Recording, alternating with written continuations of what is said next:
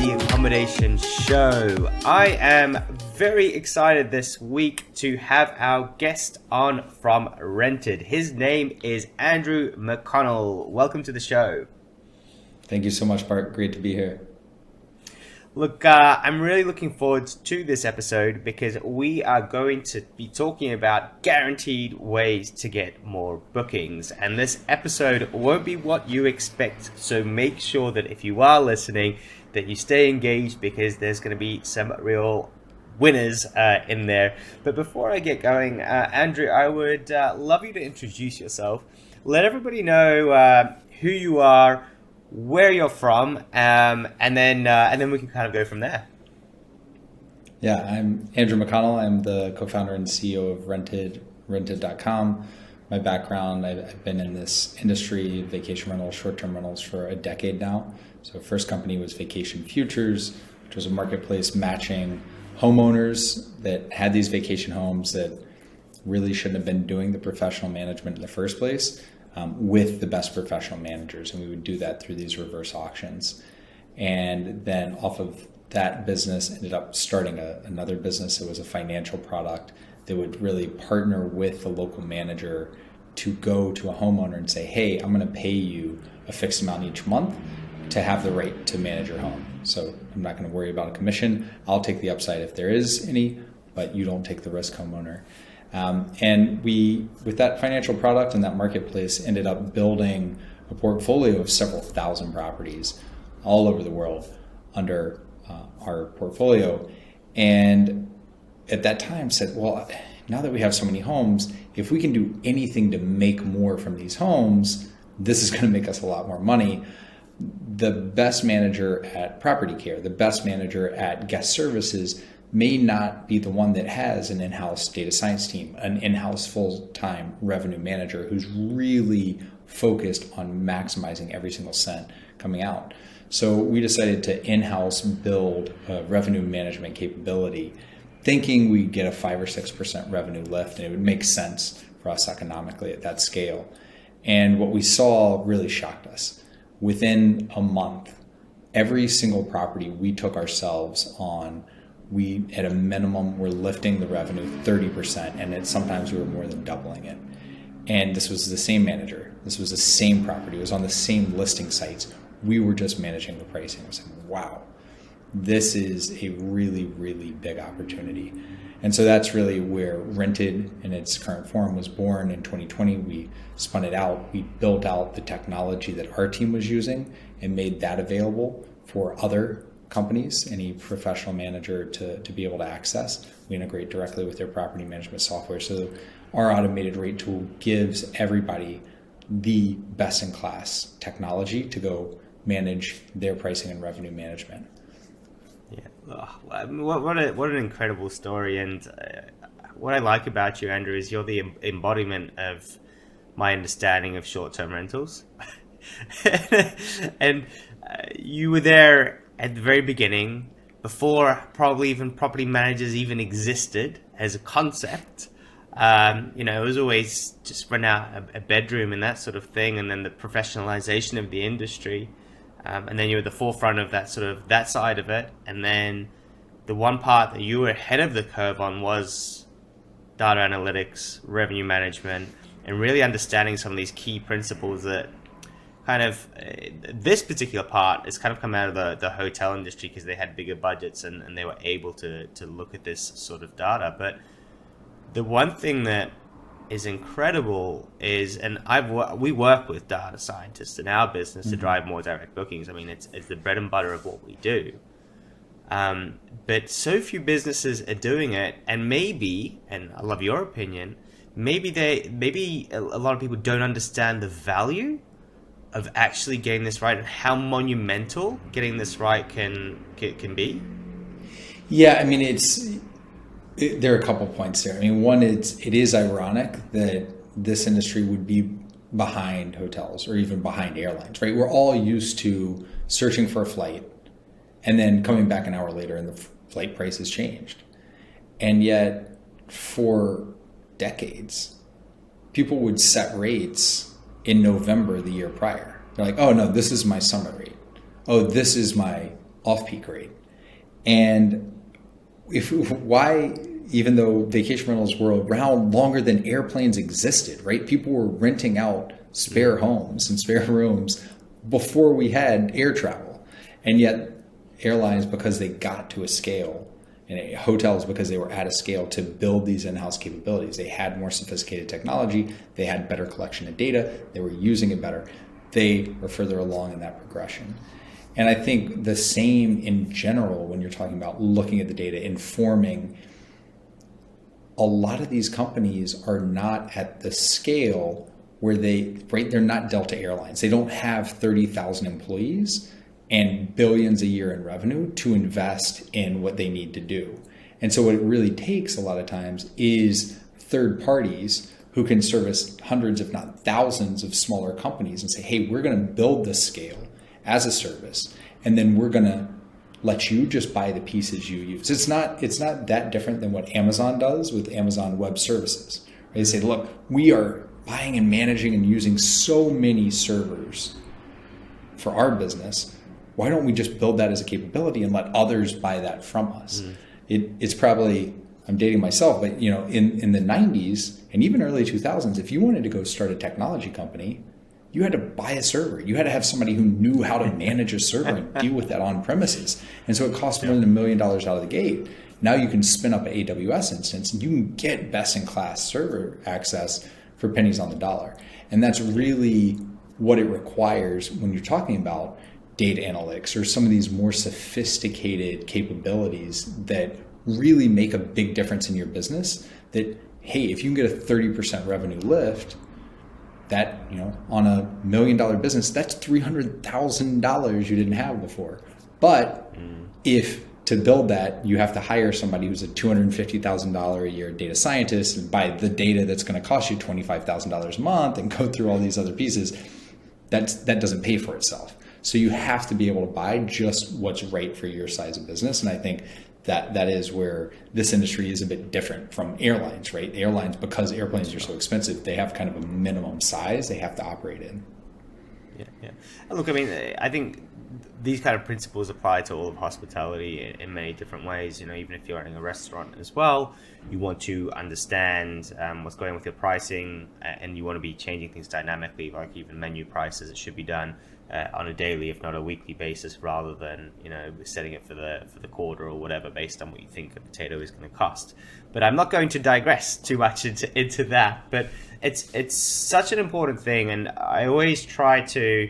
The way that I kind of manage to visualize it for people is if you can get that at 1% extra revenue across the year, then it means that you're working 3 days less a year. So, what would 3 days extra holiday mean to you? So yeah, great. 3 more days holiday. Cool. I'll do something. And then you go, well, if I can get 10% more, then all of a sudden you've got 35 more days to do whatever you like. And they go, how does that work? Right. And that's, cool. And you can equate it to something which is tangible rather than just a number, which is 10% or $1,000 or $100,000. So, but let's jump into our topic for today. Yeah. And that's what I really like is that we run our businesses, right? So you're looking after this particular part, and we're doing direct bookings, but there's also all these opportunities, right? And that's what we're going to talk about today, is opportunities that many folk will not be taking advantage of, because when we're looking at our portfolio, and this is hotels as well, by the way, this isn't just short-term rentals, this topic.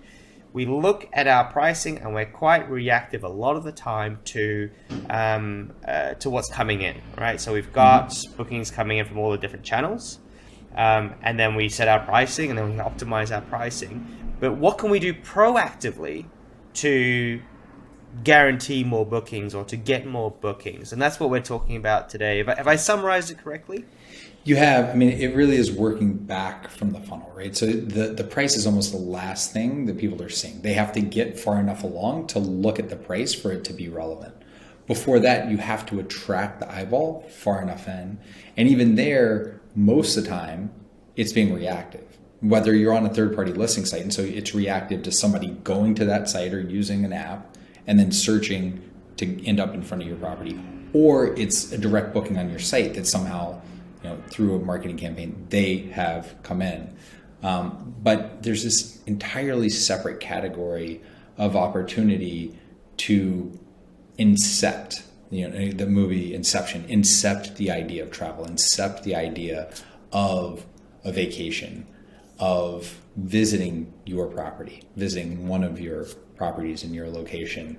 And that to me is, I think, the most exciting opportunity of the next decade of this industry. Of, hey, we've done so much to build category awareness where people are willing to stay. And so when they're searching, we're now part of that conversation. What's that next step to inspire people to take trips they weren't thinking about before?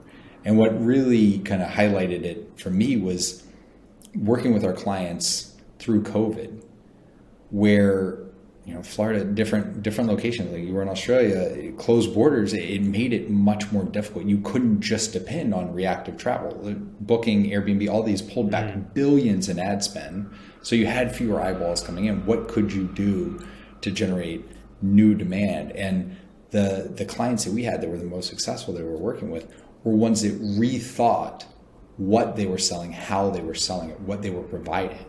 And so working with insurance companies on relocations and say, hey, I have this home, like how else could it be used? Or, hey, I have these people that I know come every year in July, in June, right, for the summer.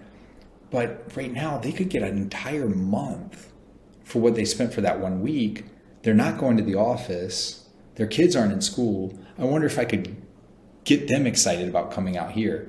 And these companies almost doubled their occupancy over the course of the year. In some cases, were more than doubling revenue over the course of the year in what should have been a terrible year, because they were able to generate new bookings. People were sitting at home. They weren't searching travel. It wasn't on their mind that, wait, during COVID, I can go travel. But then they said, wait, you're right. I'm not going to the office. They get an email, they get a phone call, they get a text message, they get whatever it is. They get a push ad display. And they said, that seems really good. I want to go do that thing. And I think figuring that out there's just infinite opportunity there.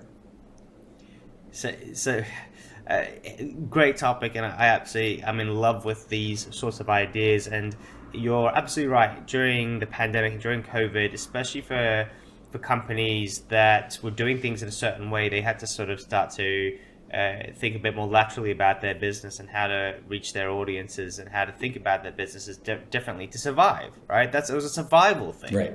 And we got through the survival thing.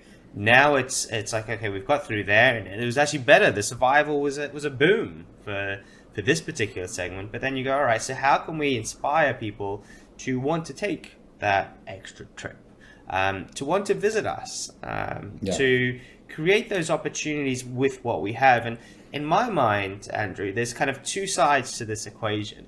One side is, what do I have on offer? All right, what does my portfolio look like? Are we talking about, and this is where it's important, especially, so hotels can be easier, some property managers, it can be easier or harder. But for example, you might have a portfolio of penthouses and you go, okay, so I've got this penthouse experience that I can deliver. You might have something which is location based, which is by the beach, and you've got some beach holidays, and then you're off season. So what can we do to inspire people? You have to look at what you're offering. And one of the things that I suggest with this particular part, and I'd love your thoughts on this. Yeah. If you've got a property management company and they've got 50 properties all over the place, right? And then they're trying to create some sort of cohesive messaging to go out there and be proactive and go, hey, come and stay at our properties. It can be difficult because those properties are targeting different avatars and different guests, and that's the second part of the equation. So one is who are the people that are traveling, and the other one is what you have to offer them. So one of the questions that I have is, what are your thoughts on property management companies with a disparate range of properties and being proactive? Yeah, I think you have to narrow the focus, right? You can't, even if you're scattershot with the properties, bucketing on what is it that you're providing. So you talked about who it is and what you have. I think there's a third piece of, why are people traveling? And can you create the why that would inspire that who to your specific what? And just one illustration of this. So there's an area in the north of Georgia, I'm originally from Atlanta, and called Blue Ridge. And they noticed that there was one weekend, year on year, that was always the least booked for all the managers there, everybody who had a cabin. It was very slow for business, for restaurants, everything. And it was right in mid-September. It was kids had gone back to school. People were at work. They weren't taking summer vacations. The fall breaks hadn't come. There weren't vacations. So it was just nobody was traveling. And, the natural thing is saying, okay, well, let's just write that off. Let's focus on these other areas. The other way was say, hey, people aren't coming because we don't have a good why for them to come. What if we created a great why for them to come to our area? And so they started working with the local Chamber of Commerce. The whole group got together and said, let's create a blues and barbecue festival that we're going to hold this weekend every year. And now it's the number one revenue generating weekend of the entire year. It went from dead last to number one because they generated a reason to come. And so I think this is one of the things you were talking about with packages and other things that we have the opportunity to do with short-term rentals and with our own portfolios is, can you create a unique why, an exciting why that your what uniquely fills for that who, and really tying those pieces together and what that story is what's going to help you generate new demand that was not there before. Nobody wanted to go there the year prior, but now that there was that event, there's people are knocking down the doors. Yeah, I love it. And I think that this why can be super varied. Okay, so one of those things of setting up a festival, setting up an event, is one really effective way, and that works really well because you've got scale of the local community supporting it, social media engagement. You've got hundreds of people talking about it rather than just you as one single operator in a particular area. But you can also, the ideas, and this episode for folks is just about trying to unlock some of these proactive ideas of things that you could potentially do with your portfolio. Okay, so what have I got, and how do I create that why? The why is going to be associated with your avatar, with the person that you're kind of targeting. So what is their why? Yeah. So if we're targeting families, it's one thing. If we're going to go for romance kind of packages or romance type ideas, then we can do all sorts of different things. And I love the example that you gave before of, you can stay for way longer. You paid X amount at this particular point, but you can stay with us now, and it's going to cost you a quarter of the amount or half of the amount. Yeah. And not only that, we will create an extra few add-ons to make the experience extra special for you. And then that's something you can roll out every single year, right? So the work that you've done the one year, you can then roll it out. And I think that last part is really important. And the what doesn't have to be static. The what is more than the physical structure. The what is the whole package that you've pulled together, and the what is the experience that they are going to be able to have. And that is something that not only can you, but you should be looking at. What is it that's getting the best reviews? It's getting repeat guests. What is it that gets the hook for the right who's, and continuing to hone that messaging, to hone that delivery, and staying in front of those people is definitely how you take somebody who used to come once, now comes every single year, now comes twice a year, for two totally different reasons. But just rethinking what the what is and can be. Yeah, great. Okay, so in terms of different things that we could do, right? So one is we can work with the community, we can put together events. We can create packages which are kind of time-based, so some sort of a deal, right? Or some sort of extra value based on time of the year. Do you have any other kind of examples in terms of proactive things that people can do to create more of that why to travel? Yeah, this is where really getting down to the data to better understand your past guests and their profiles. So the what of knowing the different school districts within a 2.5 hour drive of your homes, and being able to have specific marketing campaigns around their school schedules and when their breaks are. Saying, hey, airports can get super crowded. Wouldn't you love to be able to just drive and be here the same day, later the same morning? After school's out, you could have dinner here. Just thinking about the story you can tell and who that would be compelling to, and just play with it. Who would enjoy what you have any given day of the week? Because there is somebody that's going to be excited by that, and just playing with it. Yeah, for sure. And then so hopefully for folks that are listening or that are watching, this is starting to get a bit of creative juice flowing. Okay, cool. These are the different things that I could do. Now, if we talk about being proactive in terms of, so we've figured out, and this is what I would suggest, is brainstorm on your own. Go to a cafe, go to a field and sit down on the grass with a pen and paper and just think about all and talk to your guests. Talk to the guests. Like, why did they come? What did they like most? Like, talk to them. And so it's a great exercise regardless, because a lot of this proactive demand generation, it doesn't have to be off season as well. It can be on season and you're still making more money, right? From what you've already got. But what we're trying to tap into, and I think I've got this right, is trying to get someone that wouldn't consider to book you at that particular moment and try to get their juice of like, actually I should make this booking and I should make it now. So we've got that part nailed, and then we want to go to market with it, right? We're like, okay, cool. We've got these ideas. Thanks, guys. Ideas are amazing. What do I do? What do I do now that I've got got these proactive ideas to reach out to people? How do I find them? Yeah, I mean, there are a few different flavors of that. One, probably the easiest is if you're keeping a past guest list. If you're keeping an email list at all, not just for past guests, but maybe you have splash pages and you're capturing the emails of everybody who stays at your property. And so you can market not just to people who booked, but anybody who's ever stayed in a property, and expand that. Email is certainly one piece. Then there's proactive display. So again, knowing what are the areas around you, especially like the easiest kind of last minute booking are people who live within X hours drive, X miles of where your homes are.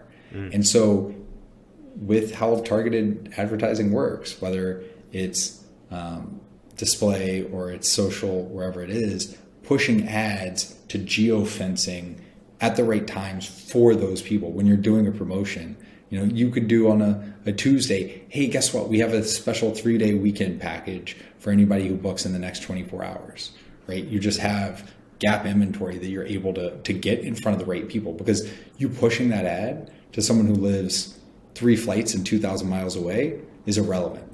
But if you can push it to people that they are the ones that like, yeah, I actually can book this and start getting in my car in the next hour, that's an entirely different prospect.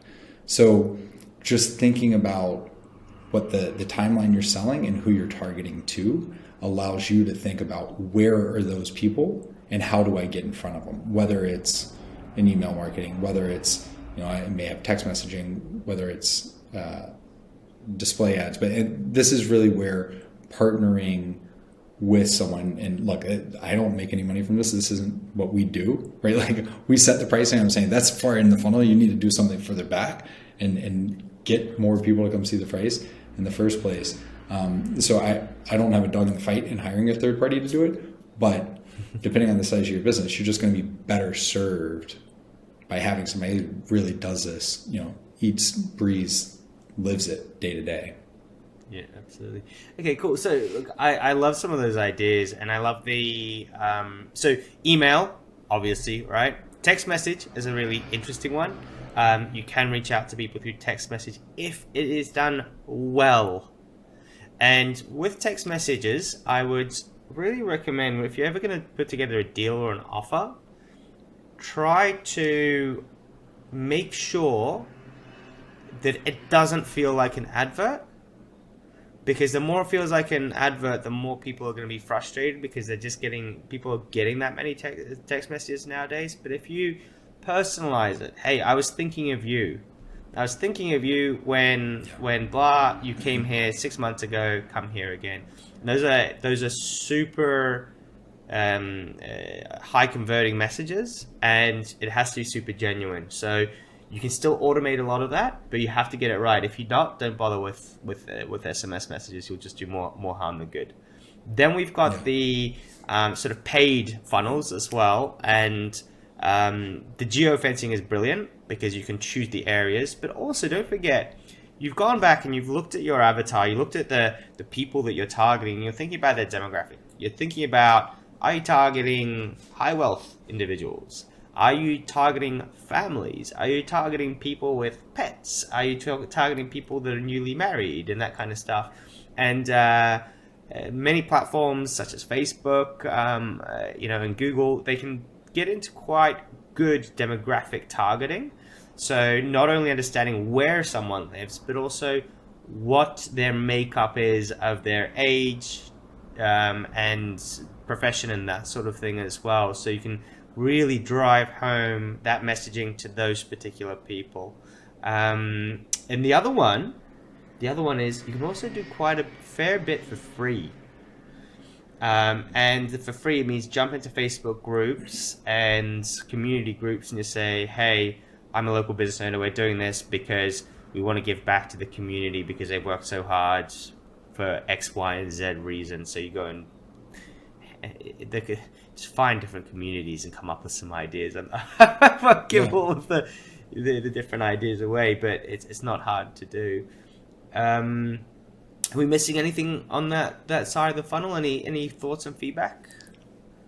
I mean, the only thing I could say is yes.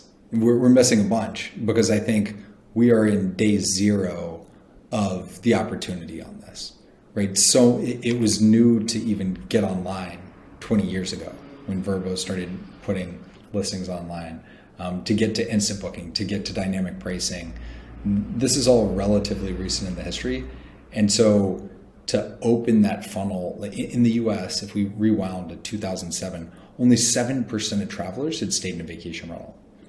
As of 2021, 81% of millennials had stayed in a vacation rental, right? We're 10xing the pool of people looking at this category, and how and where and why we get them to look at it more frequently and what the use cases are with, could they be a digital nomad? Could they, with work remote, take a week or two off and play with that kind of thing? The only thing I'd say, these are all great ideas, and they're going to be more new great ideas and great opportunities that just keep coming our way. And so just staying on top of it is the most important thing. Andrew, you're absolutely right. And to me, it equates to this, is that a lot of people will think, oh, that sounds like a lot of effort. It sounds like a lot of work. Am I going to make a positive return on investment on it? And the reality is this. You don't have to do this. You can sit there and be reactive and get your bookings and that sort of thing. But the issue you're going to have is someone else will do this stuff. And they will do it well, and they will blow you out of the water, and their numbers will double yours because they're doing it well and they're doing it effectively, and they've put it into their plans. How do we create this? How do we create this demand? How do we to build to the future and not be over-reliant on one channel or an OTA or being reactive, and then finding that your business is at the mercy of a change in algorithm on a particular platform and that sort of thing. So my feeling on this is you don't have to do it, but if you do it and you get it right, you've got a huge opportunity. Would you agree with that? Yeah, absolutely. I wrote a book literally called Get Out of My Head, about taking control of what you can control and releasing what you can't. And the more you can bring into your control, the more you're the hero of your own life, of your own journey, of your own business. And exactly what you're saying, being at the mercy of someone else on, they're going to rate my story. No one's going to write a great story for you. You have to write that story yourself. And so taking that ownership of the demand generation, of the demand driving, is the most powerful thing I think you're going to be able to do in your business going forward as we progress as an industry. You're like a natural at this, Andrew. As we come to the end of the episode, the book, and that was probably one of the main reasons why I reached out, is because I'm a huge believer in, it's all great to get marketing knowledge and knowledge about making wealth and all this kind of stuff, but I also have a deep inherent belief that my health is beyond just this kind of pseudo success that I'm creating and that sort of thing. That where my head is at and where my mind is at is incredibly important, and to keep that in check. Tell us a little bit about the book, and also tell us why people should buy it. Yeah, I mean, the book, Get Out of My Head, Creating Modern Clarity with Stoic Wisdom, and it builds on this concept of there's only one asset, there's only one piece of real estate any of us ever can or will own, and that's our mind. Our body can be infected by a virus, we can get sick, we can get hurt, but our mind we can control. Any physical possession can be confiscated by a government, can be broken, but our mind is the one thing we can control. And yet our default state as humans is to give it away for free. We give it away to social media. We give it away to Netflix. We give it away to 24/7 news cycle. We give it away to what someone said that was mean to us last week, or what we're worried is going to happen at work next week. And we don't exercise ownership over that one precious asset that we have.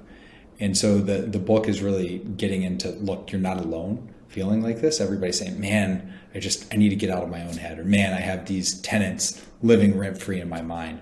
Look, that is almost universal. It is universal unless you're basically Buddha. And so the book gets into why is that? What is the science behind why our brain works this way? And then uses Stoicism as a framework to come out with 13 core tenets of how to address it, from how do I stop renting to other people? How do I stop renting to events and circumstances outside my control? How do I stop renting to different and imagined versions of myself? And then illustrates with examples from entrepreneurs, founder of DocuSign, social activists like Dr. Martin Luther King's daughter, Navy SEALs, Olympians, artists, all over the spectrum of people who've taken these principles and really implemented them to incredible effect in modern day society. And then each chapter closes with exercises to take it off the page and start to put it in your life and really implement, because words are empty, written words or spoken words don't do anything. It's only when you act that change can occur. And so that's really why the book is written how it is. And the reason I wrote it is learning for me is a passion, but it's also an incredibly selfish act unless you do something purposeful with it to benefit others. And I really wanted to help others. Sure. And look, what I love about people that write books is they're taking their time and their effort to really go a bit deeper and to have a think about, because like you said, you're kind of passively taking all of the knowledge in, and then you start to practice it in your own life. It's like, well, how do I convey, summarize everything that I've learned and give it back to other people? So look, I have not read the book, but it's something that I will definitely be looking forward to reading, because it aligns with a lot of my thoughts, and I'd love to see where your take is on all of this. And for those of you that have never read a book that's like this, do it. Just do it. Pick up Andrew's book, pick up any book, because you will learn an awful lot from people that have experience that you can apply to your life, and you'll find that there's a certain sense of calmness that will come with it, which is it's really liberating. Andrew, we've come to the end of the episode. Thank you so much for coming on and sharing some of those thoughts and those ideas on being proactive rather than reactive. If anyone would like to engage with Rented or rented.com, then there's a link in the show notes, and they've also been kind enough to offer a free 30 days, is it? 30 days free to, no commitment, just try it out and see how much more money we can make you. Yeah, and you'd quote the accommodation show. Generally, it's sort of 20, 30, 50 properties and above, which is where this solution becomes most effective. But also feel free to reach out as well, because they do have different products for smaller property managers as well that are there now and that are coming. For the book, we'll put the link in the show notes as well, so you can download that and get yourself a copy. And then, of course, you can reach Andrew on the socials as well and follow him and give him some love. Andrew, thank you once again. I really appreciate your time. It's been wonderful. Yeah, Bart, I mean, it's back to connecting on socials. I feel like we've done that for a while, so it's been great catching up live. Appreciate it, and I'll catch you hopefully over in the US in a couple of months' time. So until then, take care. And folks, if you are listening, if you enjoy the episode, then make sure you give us a like and a subscribe. It does make a huge difference. The likes help to drive the algorithm, which gives us more viewership. The more viewership, the more great guests we get on, and the more we can dedicate towards producing valuable content for you. So thank you once again. Take care and have a good rest of the day.